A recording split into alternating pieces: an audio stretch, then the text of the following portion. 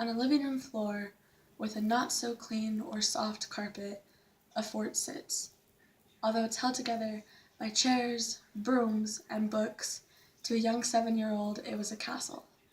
A place that felt like magic and where you could dream of any possible future, coloring and drawing your future houses, your future dogs, and your future double wedding plans with your favorite cousin. Here I am, laying on my belly, feet up in the air, and imagining up all my plans, including my idea of high school. Being 7 years old and waiting for high school to start felt like mixing high expectations and preteen angst with chocolate milk and chugging it. Except part of you had this excitement for the unknown, along with a fear of it.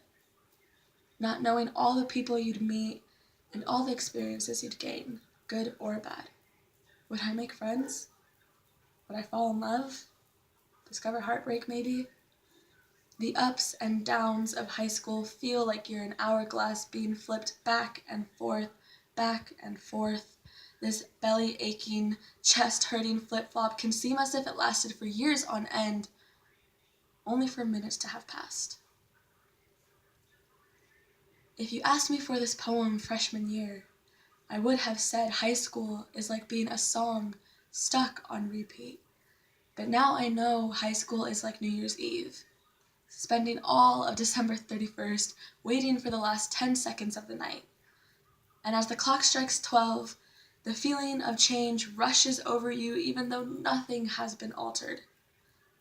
You know how in all those New Year's Eve movies, the 10-second countdown feels as if it's in slow motion? Junior year feels like that. Painstakingly slow, and then it's right in your face. This is the moment you bloom into who you were meant to be.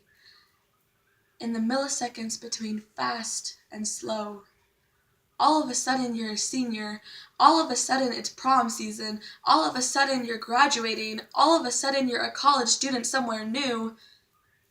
The last 10 seconds of anything will always be bittersweet, for it marks the end of the old and the beginning of new.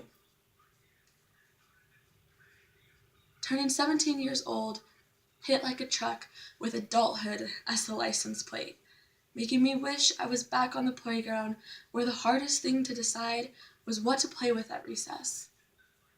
If only I had known how time is not just something you read off a watch. It'll never stand still, and it'll never stop running. Although I don't regret how my time has been spent here. All I've been asking for lately is to be able to stand in the milliseconds between fast and slow for a little while longer.